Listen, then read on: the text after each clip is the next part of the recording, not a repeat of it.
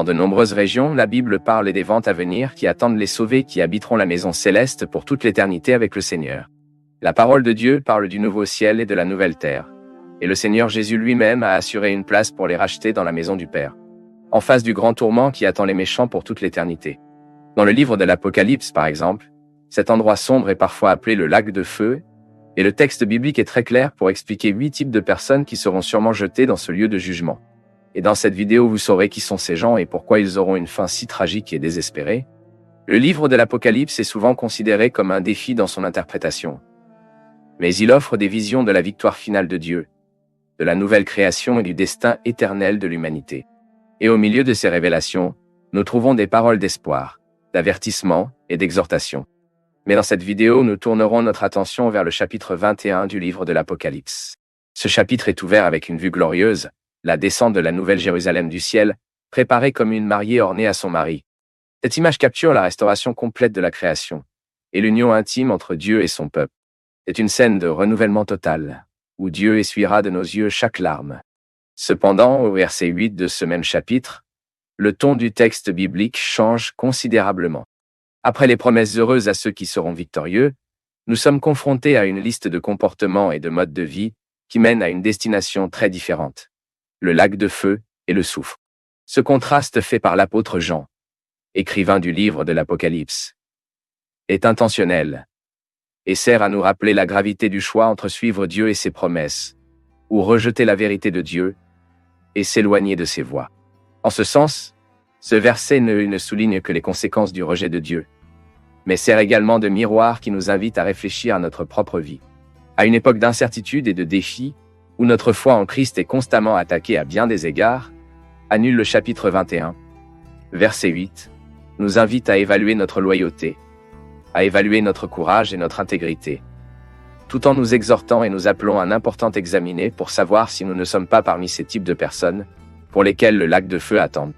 La liste des types de personnes qui sera lancée sur le lac de feu et le soufre commence par les lâches.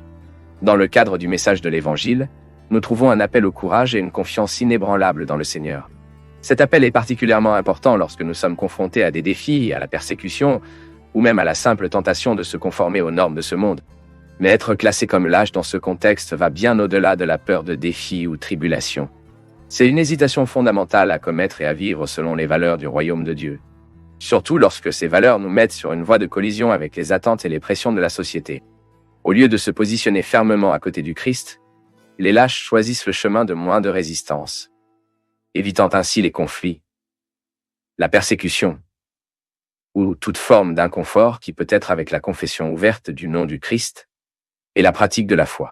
Pendant la période où la révélation a été écrite, de nombreux chrétiens ont fait face à des persécutions qui pourraient entraîner la mort, les prisons ou les sanctions économiques. Ensuite, l'avertissement contre la lâcheté mentionné dans Apocalypse 21,8 avait une signification profonde et immédiate pour les bénéficiaires originaux de ce livre, qui étaient les croyants des 7 églises d'Asie mineure. Les chrétiens ont été contraints de se conformer aux pratiques et aux croyances de l'Empire romain, qui comprenaient l'adoration de l'empereur et participation au culte païen. Ces croyants ont été quotidiennement tentés de nier la foi ou de compromettre les croyances chrétiennes pour éviter la souffrance, la persécution ou même la mort. Par conséquent, l'avertissement contre la lâcheté a encouragé les croyants à rester fermes dans la foi malgré ces menaces. La victoire finale appartient à Dieu et à son peuple. Et à ce stade, le livre de l'Apocalypse a été incitatif aux croyants à supporter ce qui était nécessaire, avec la promesse que leur fidélité serait récompensée dans la consommation du royaume de Dieu. Et le Nouveau Testament regorge d'exhortations au courage et à la fermeté de la foi.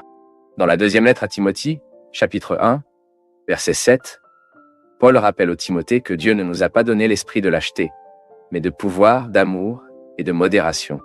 Ce passage souligne que nous recevons de Dieu la formation nécessaire pour faire face à des défis et ne pas s'éloigner d'eux. De plus, dans Matthieu 10, versets 32 et 33, Jésus a averti que tous ceux qu'il a avoués avant les hommes, il le confesserait également devant son Père qui est au paradis. Mais celui qui l'a nié devant les hommes le niait également devant son Père. L'indécision spirituelle et la lâcheté sont très graves, car elles reflètent un manque de confiance dans la souveraineté et la bonté de Dieu. Ils reflètent un cœur qui est encore attaché à la peur de ce que le monde peut faire, Au lieu d'être ancrés dans la certitude de ce que Dieu a fait à travers le Christ et ce qu'il promet de faire à l'avenir.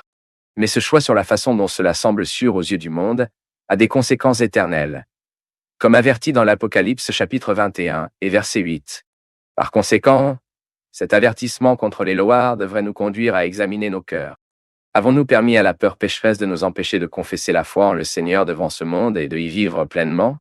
Est-ce que nous hésitons à prendre une position claire pour Christ?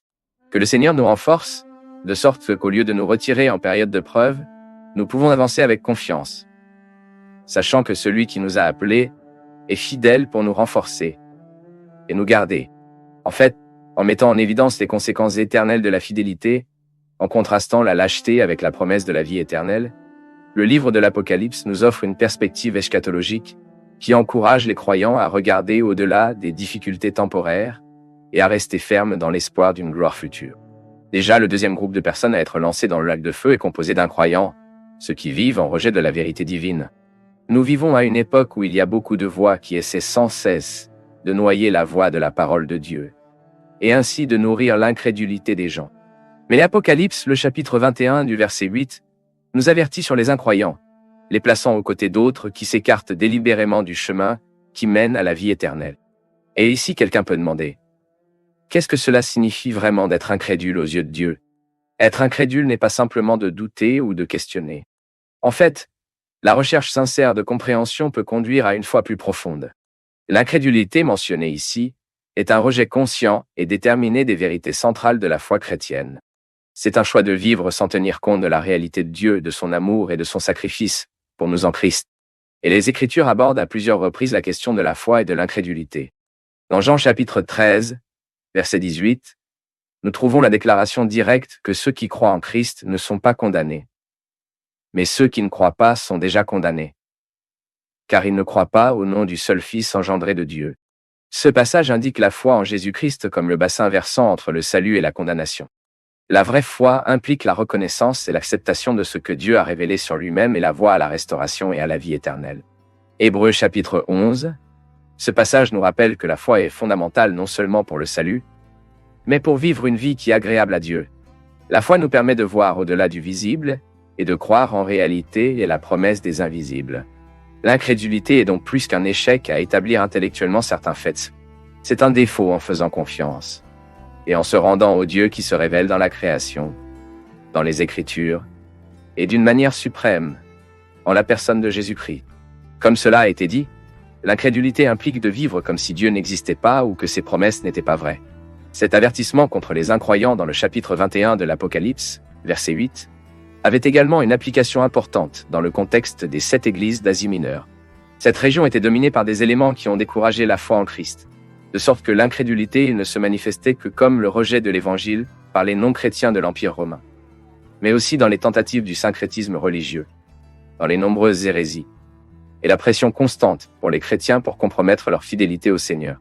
Ensuite, l'incrédulité dans ce contexte pourrait même se manifester dans l'acceptation de doctrines qui diluaient ou contredisaient le message de l'Évangile.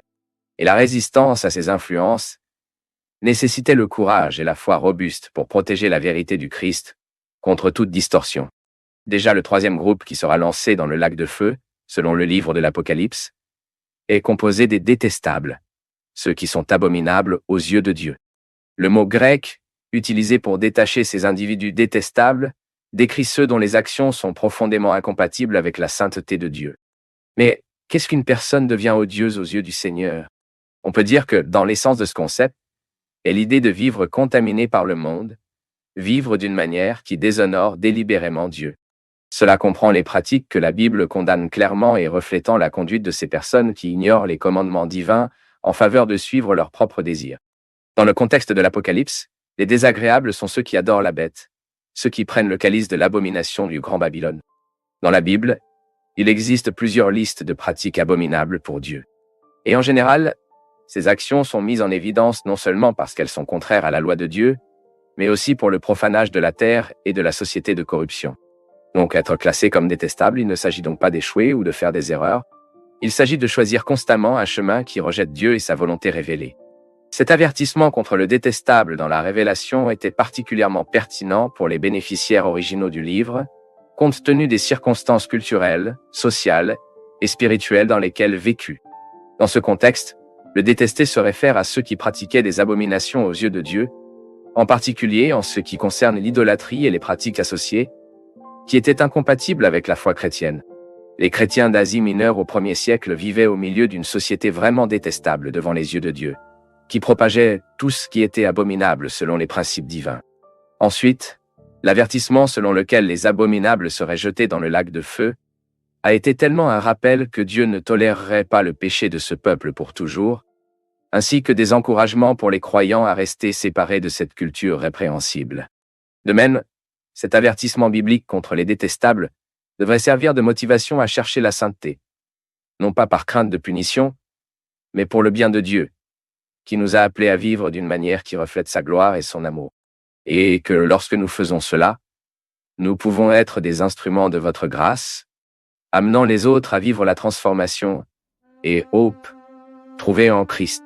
Le prochain groupe de personnes à lancer sur le lac de feu est formé par les tueurs. Nous savons que la parole de Dieu met toujours l'accent sur la vie comme un cadeau sacré accordé par Dieu, reflétant son image dans chaque être humain. Ainsi, l'acte de prendre une vie est une infraction grave, non seulement contre l'individu, mais contre Dieu lui-même, car elle consiste en une attaque contre l'image de Dieu imprimée sur l'être humain. L'un des meilleurs commandements connus est celui qui dit que vous ne tuerez pas, dans Exode chapitre 20, verset 13. Cette loi reflète évidemment la valeur intrinsèque que Dieu met dans chaque vie humaine. Et la mort intentionnelle d'une personne viole le caractère sacré de la vie. Dans le Nouveau Testament, Jésus a encore poussé cette compréhension. Enseigner que la colère injuste contre une autre personne est, dans son cœur, équivalent au meurtre, dans le chapitre 5 de Matthieu, les versets 21 et 22. Cette expansion du concept de meurtre pour inclure la colère dans le cœur met en évidence le sérieux avec Dieu pour voir non seulement les actes physiques de violence, mais aussi les attitudes et les émotions qui peuvent conduire à de tels actes. Cependant, l'inclusion des tueurs comme l'un des groupes qui sera lancé dans le lac de feu à Chub dans l'Apocalypse a encore des implications plus profondes. En particulier, lorsque nous considérons le contexte historique des 7 églises d'Asie mineure. À cette époque, l'Empire romain sous lequel vivaient ces communautés n'était pas seulement indifférent à la foi chrétienne, mais dans de nombreux cas ouvertement hostile. Cette hostilité s'est souvent manifestée dans la persécution qui pourrait inclure la violence physique, les arrestations et même les exécutions. En d'autres termes, il y avait de nombreux ennemis qui ont effectivement renversé le sang des disciples du Christ. En fait, la fin du 1er siècle et le début de la seconde ont été marqués par la persécution des chrétiens. Les persécutions ont souvent abouti au martyre des croyants qui ont refusé de nier leur foi en Christ, même face à la mort. Le témoignage des martyrs, qui signifie littéralement des témoins, était la preuve de la gravité de sa foi et du coup de suivre le Christ. Ensuite, en identifiant les tueurs comme ceux destinés à la condamnation éternelle, le livre de la Révélation mettait l'accent sur l'injustice de ces actes de violence contre le peuple de Dieu, offrant du réconfort et de la justification à ceux qui ont souffert. Par conséquent, pour les saints qui faisaient face à l'oppression et à la violence, la mention des tueurs dans un contexte de jugement final a servi de garantie que Dieu n'ignorerait pas le déversement du sang innocent. La promesse de la justice divine était une source de réconfort et d'espoir, garantissant aux croyants que bien que la justice puisse sembler absente dans ce monde, elle serait pleinement réalisée dans le jugement de Dieu. Un autre groupe qui sera lancé dans le lac de feu et le soufre est le groupe d'immoraux ou de fornicateurs. Dans un monde où la moralité semble souvent subjective, la parole de Dieu définit clairement ce qui est pur et saint. L'immoralité, mise en évidence dans l'Apocalypse, chapitre 21 du verset 8, comme l'un des comportements qui conduisent les gens à une fin terrible dans le lac de feu. Cet avertissement contre l'immoral dans le livre de l'Apocalypse reflétait directement les défis auxquels sont confrontés les chrétiens qui habitaient les provinces de l'Empire romain. Ces communautés chrétiennes vivaient dans un contexte culturel qui non seulement tolérait l'immoralité, mais aussi exaltait et encourageait les comportements immoraux, en particulier pendant les rituels de la religion païenne de l'époque. Ainsi, pour les chrétiens vivant dans ces villes, résister à la pression sociale et culturelle pour participer à ces pratiques était un défi constant. Mais la mention de l'immoral parmi ceux destinés au lac de feu a également rappelé la justice finale de Dieu. En même temps, il offrait toujours de l'espoir et des encouragements à ceux qui ont persévéré dans la pureté. Réaffirmer la promesse de récompense éternelle et de communion avec Dieu à ceux qui gagnent. Le 6e groupe de personnes à être lancé sur le lac est le groupe de sorciers. En raison du péché, L'homme a une inclinaison pour la poursuite du pouvoir de Dieu. La sorcellerie dans ce contexte représente toute tentative d'accéder ou de manipuler le surnaturel en dehors des limites établies par Dieu, cherchant ainsi une forme de pouvoir et de connaissance qui ignore la souveraineté divine. La Bible est claire dans sa condamnation de la pratique de la sorcellerie et de toutes les formes d'occultisme. Dans Deutéronome 18, versets 10 et 12, par exemple, nous trouvons une liste de pratiques interdites, y compris la sorcellerie, qui sont décrites comme abominables pour le Seigneur. Ce langage fort reflète même la gravité avec laquelle Dieu voit la tentative d'usurper son rôle de source suprême de pouvoir et d'autorité. Il est possible de dire que la racine du problème avec la sorcellerie ne concerne pas seulement la pratique elle-même, mais pour l'attitude du cœur qu'elle révèle, un refus de faire confiance à Dieu et à sa disposition et à notre direction à nos vies. Rechercher le pouvoir par la sorcellerie, c'est essayer de prendre le contrôle qui n'appartient qu'à Dieu. Dans le Nouveau Testament, le rejet de la sorcellerie est tout aussi clair.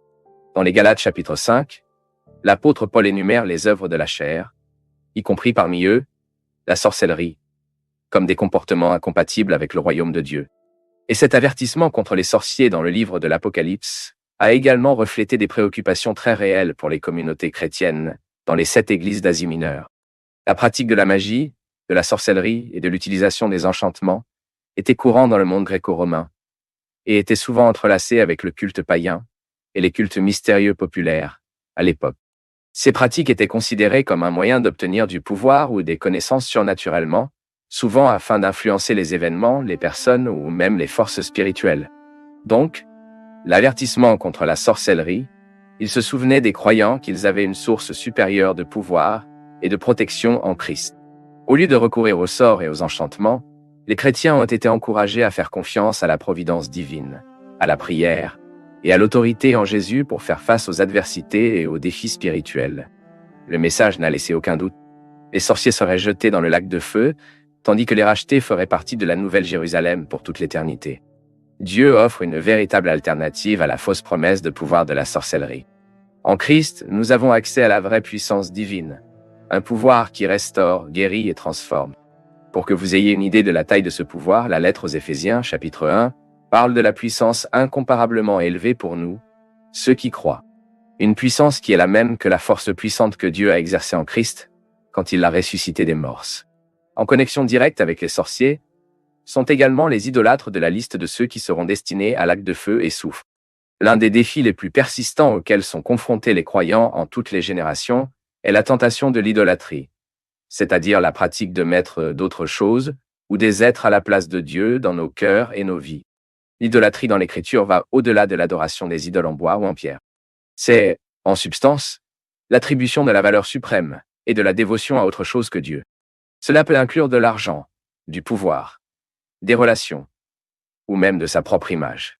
Dans Exode chapitre 20, Dieu établit clairement: cette interdiction n'est pas seulement contre la création d'idoles physiques, mais contre toute forme d'adoration qui fait passer Dieu du centre de nos vies. Quand quelque chose occupe la place de Dieu dans nos cœurs, cela devient une idole. L'idolâtrie était une pratique commune et profondément enracinée dans la société gréco-romaine de l'époque où l'Apocalypse a été écrit. Les villes d'Asie mineure comme Éphèse, Pergamon et Thyatira étaient des centres du culte à une variété de divinités païennes. Il y avait des autels et des temples imposants dédiés à des dieux comme Zeus, Artémis et Apollo, et les festivals en l'honneur de ces dieux étaient des événements sociaux importants. La participation à ces pratiques païennes était souvent considérée comme une expression de la fidélité civique et sociale, plaçant les chrétiens dans une position délicate, car leur foi les a empêchés de participer à ces actes d'idolâtrie. En plus des cultes païens traditionnels, le culte de l'empereur était une forme d'idolâtrie politiquement imposée à Rome. Les citoyens de l'Empire ont été encouragés et parfois forcés d'offrir de l'encens et de proclamer la divinité de l'empereur romain. Pour les chrétiens, qui ne reconnaissaient que Jésus-Christ comme Seigneur, cette pratique était évidemment inacceptable et entraînait souvent une persécution et un conflit avec les autorités. Ainsi, l'inclusion de l'idolâtrie parmi les péchés qui conduisent l'homme au lac de feu, ils ont détourné du vrai culte, ainsi qu'une garantie importante pour ceux qui sont restés fidèles dans leur culte du seul vrai Dieu. L'idolâtrie est dangereuse car elle déforme notre relation avec Dieu, réduisant notre capacité à l'aimer et à la servir comme il le souhaite. Cela nous laisse de la véritable source de vie et de paix, nous amenant à rechercher des choses qui, à la fin, ne peuvent pas nous satisfaire. Le message central de l'Évangile nous rappelle de l'idolâtrie pour l'adoration du vrai Dieu. Dans la première lettre de Paul aux Thessaloniciens, chapitre 1, nous lisons comment les croyants sont devenus Dieu, laissant les idoles afin de servir le Dieu vivant et le vrai Dieu. C'est l'essence de la vie chrétienne, une tournure décisive des faux dieux de ce monde. Par conséquent, en envisageant l'avertissement contre l'idolâtrie, nous sommes encouragés à examiner notre propre cœur. Ce que nous sommes priorisés au-dessus de Dieu? Pouvons-nous nous déviations de l'adoration des faux dieux même sans s'en rendre compte? Puissions-nous, par la grâce de Dieu, à travers l'action du Saint-Esprit en nous, pour réorienter nos cœurs et nos vies pour l'adorer dans l'esprit et en vérité, trouver notre plus grande satisfaction et notre plus grande satisfaction en lui. Que notre culte ne soit dirigé que vers le Dieu vivant et le vrai Dieu, qui nous a appelés de l'obscurité à sa merveilleuse lumière. Enfin, chapitre 21 de la liste des révélations, les menteurs forment le dernier groupe de personnes à être lancées dans le lac de feu et le soufre. Le mensonge n'est pas seulement un péché contre les gens que nous trompons, c'est un rejet fondamental de la vérité de Dieu. L'avertissement contre les menteurs dans l'Apocalypse englobe probablement non seulement la pratique de dire des mensonges, mais aussi l'adoption et la propagation de faux enseignements. Tout comme aujourd'hui, les églises d'Asie mineure ont été confrontées au défi constant des enseignements et des hérésies trompeuses. Faux, les prophètes et les maîtres ont menacé de détourner les croyants de la vérité de l'Évangile avec des doctrines déformées. L'identification de ces individus parmi les menteurs qui seraient fermés dans le lac de feu dans les Hachés a indiqué la gravité de leurs actions en déformant le message du salut et en compromettant l'intégrité de la foi chrétienne. En plus de ces défis doctrinaux, les églises ont été confrontées à des pressions sociales et culturelles qui pourraient conduire à des mensonges. Les chrétiens pourraient être tentés de se cacher ou de mentir sur leur foi pour éviter les conflits, la persécution ou le rejet social. Mais depuis le début, la vérité a été une valeur centrale dans la relation entre Dieu et l'humanité. Dans Jean 14, verset 6, « Vivre vraiment, c'est vivre en alignement avec Jésus, suivre vos pas et vos enseignements. » Le mensonge, en revanche, est associé aux Écritures mal et spécifiquement avec Satan lui-même. Dans Jean 8, verset 44, Jésus décrit le diable comme le menteur et le père des mensonges. Par conséquent, lorsque nous suivons l'exemple non pas du Christ, mais de l'adversaire, nous alignons avec celui qui cherche à tromper et à détruire. L'importance de dire la vérité est également soulignée dans Éphésiens 4, 25, où Paul demande aux croyants d'arrêter de mentir et de dire la vérité, chacun avec son voisin. Je sais que le mensonge peut parfois sembler le moyen le plus simple face à des situations difficiles ou embarrassantes. Cependant, les conséquences des mensonges sont des relations profondes, endommagantes, détruisant la confiance et, surtout, nous éloignant du Seigneur. La pratique des mensonges révèle un cœur qui n'a pas pleinement compris la liberté et la sécurité trouvées dans la vérité de Dieu. Par conséquent, en tant que disciples du Christ, nous sommes appelés à être de vraies personnes, à la fois dans nos paroles et dans nos actions. Cela signifie rejeter la tentation de fabrication, même si cela semble apporter des avantages temporaires.